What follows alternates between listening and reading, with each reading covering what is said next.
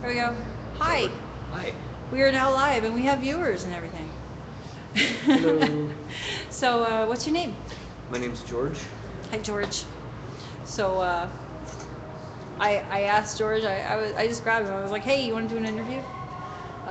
So I don't know if you know what the vigil is about or not, so you tell me. I'm.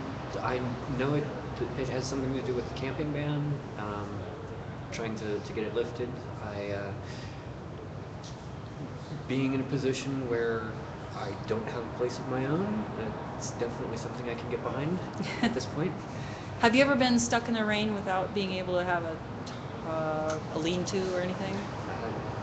A couple of times, especially in the last couple of months. We got a lot of traffic noise, so I'm going to come closer, and I'm sorry to invade your space, but Okay. I do want to hear.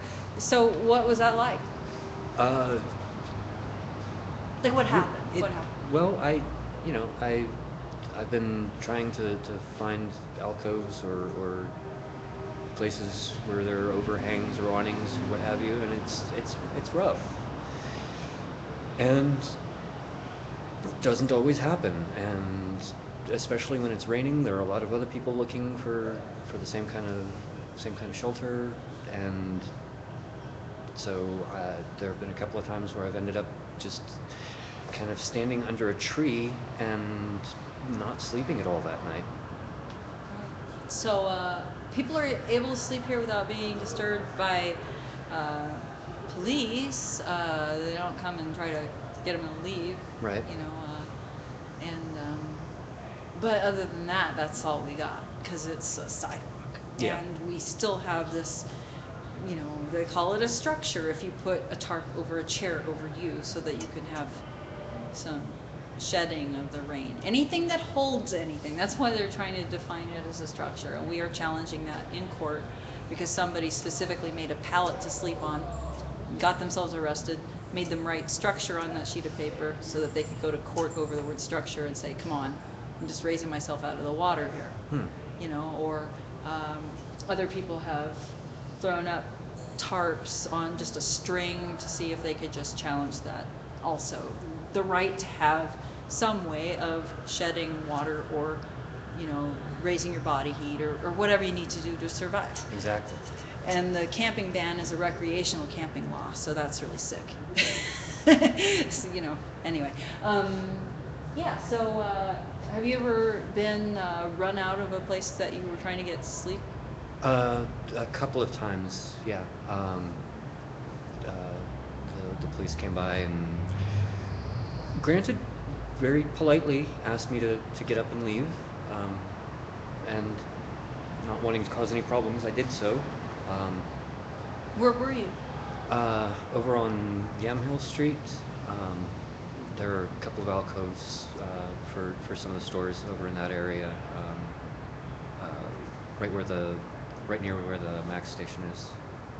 Okay, so um, doorways are supposed to be a place where you can sleep, but not everyone is equal because some businesses complain and the police chase people out. So it seems like there's overlapping laws, which allows selective enforcement, which allows basically the police to do the bidding of the businesses that have the clout to get them to do the work instead of for the folks. So I don't know. Yeah, well, and particularly in the area where I'm usually at, the alcove that I was moved away from was for a for-profit business, where right next door there was a non-profit organization that has an alcove, and nobody has ever been asked to leave that area. Okay. All right. So, yeah, way to go, police working for businesses. Okay. And what about the other time? Uh, It was at the same place? Similar situation, same place, yeah. Okay. So you've gone to some kind of shopping areas. Um, Kind of, I guess. It's there. This part of town, just about anywhere could be labeled a shopping area. There's a Yeah. store of some sort on Well, just about every why be corner. downtown at all? Why not in other areas? Because, well, I'm good it's with you being downtown. I'm actually, I'm curious because we're like, people could say, why are we at City Hall? Why Yeah. not go, over somewhere where they will leave us alone? The services that cater towards homeless individuals are near downtown. I go to Sisters of the Road Cafe in the mornings for breakfast. There's a church I go to in the evenings that's on the other side of the river, but still kind of downtown area. Mm-hmm. Um, during the day, I go to the library. I'm going online trying to find a job, trying to find some way to pull myself up out of the situation that I'm in. Right. I'm not just sitting idle and doing nothing about it. I'm Okay, so I hope everyone heard that. I'm gonna be, I could just see this going into the lecture material that I spew out at certain individuals who are in positions of authority and have all these weird ideas of folks. But that is something I hear over and over is, well, why can't you be somewhere else? Why do you have to be here? And it's like, okay, there is a reason that people are downtown.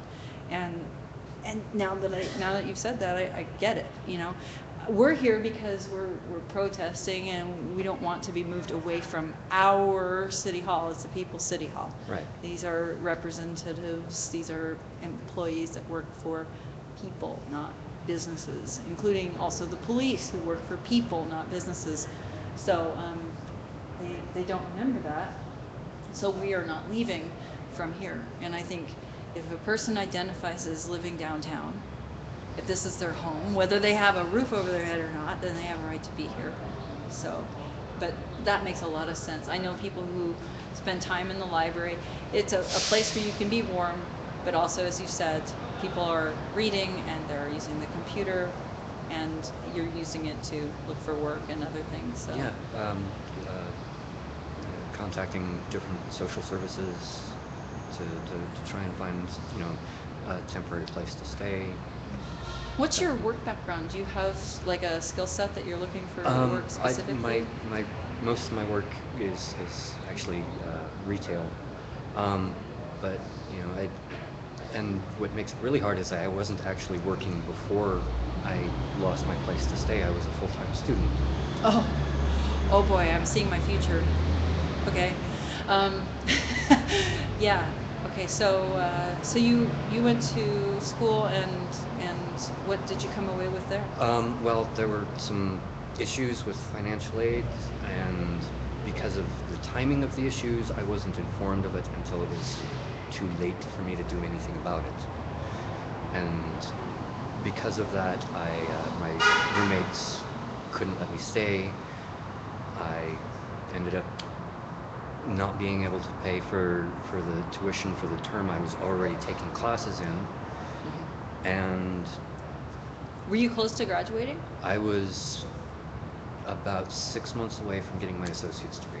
Okay, so this happened to my husband during his bachelor's degree a long time ago, and he got out by the skin of his teeth, but then he was enslaved to student debt for many years.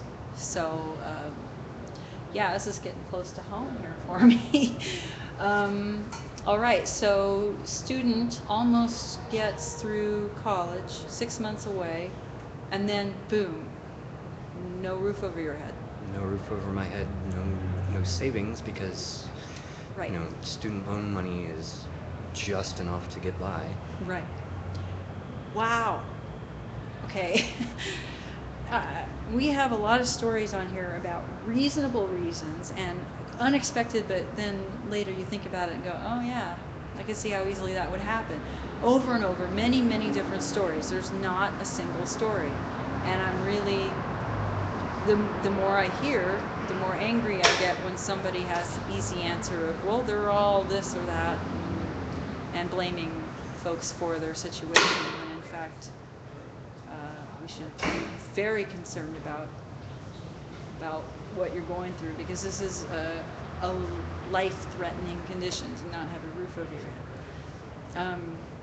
So there's safety issues. You Yep. don't have the protection. That is one thing we offer here because we're together. It's not perfect. Like But it's better than being on your own. yeah, Tim got something stolen right from under me. I went to the bathroom. Hmm. That was that. I actually asked somebody to guard, and that was the person who stole it. Oh, So gosh. that was a bad judgment on my part, and I really feel bad about that. He forgave me, but I thought that these people were I thought they were friends, and they thought they were friends. I mean, their friends would have vouched for them, but they were new to us, so we're a little bit more careful now, and so try to keep a watchful eye. Everybody's responsible for their own things ultimately, but we do have some safety a little bit, Yeah. you know. We also have security guards walking around all the time. We have lights on, we have cameras up, we have the police right over there. And since the police are not perpetrators here, unlike other places, you know, Right. that's not a bad thing. But unfortunately, I've heard a lot of really crummy stories about how police are waking people up with their boot, you know, and I've been very lucky. The two times I've been woken up, they've been very polite. They've just, you know, called out to me and said, "Hey, you should probably move along." So, and I That's realize that I've been lucky in that. What is that?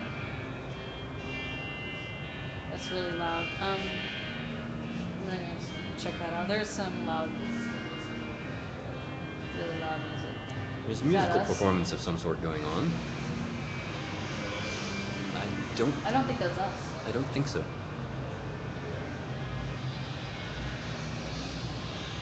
Dan is here. Do you know Dan? The guy who's just walking? I thought. I'm not sure if I've met Dan yet.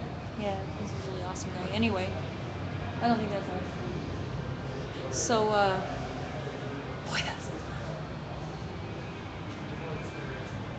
I feel sorry for people trying to sleep right now.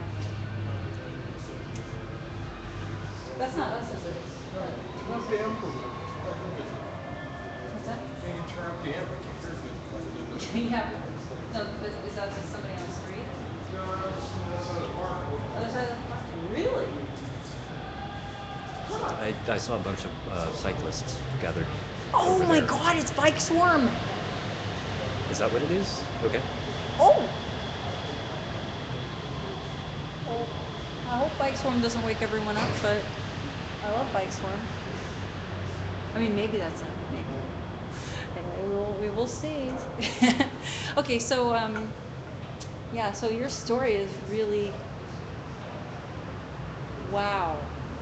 I'm okay. I'm still kind of stunned. I'm putting this together. So you go to you go to school. Mhm. You're 6 months away. You have problems with financial aid, but you find out late you're already midterm. You're already taking classes Right. for something that you are now realizing you can't pay for. Then your roommates have to have you leave to protect themselves. You Yep. suddenly don't have a roof. You haven't been working because you've been in school, and you haven't been saving because you've been in school on these loans. Right. And now you're in a situation where you're at a disadvantage because you don't have a roof over your head and all that goes with that, and you don't have those job skills necessarily, but you have the educational background and you're toward the associates. What was that going to be?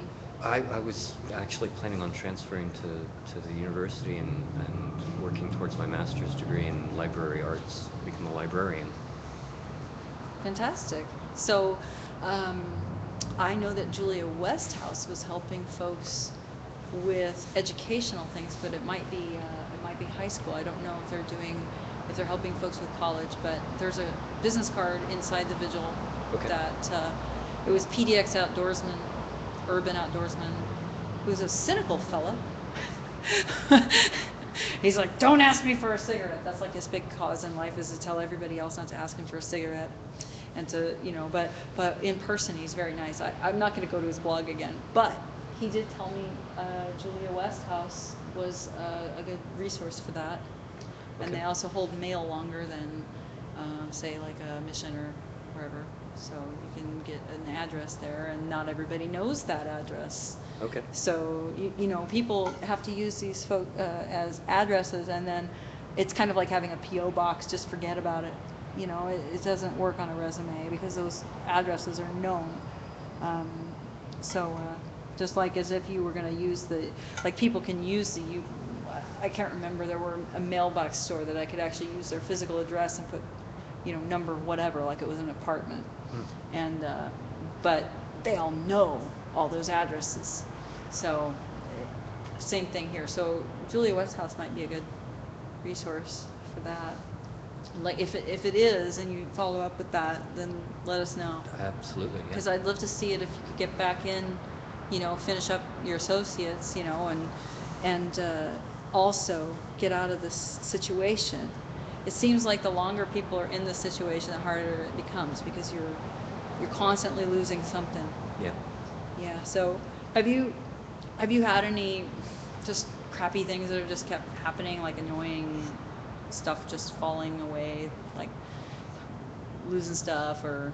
Not really. No, but I haven't really been out here that long either. So Okay. it might just be that I've been lucky so far. Right. So definitely want to see you bounce back quick. I have dear friends who are only recently and hopefully quickly out of this situation. So, but anyway, I'm glad that you're with us, and it was really nice to meet you, and I'm glad that you told this story to go with our others.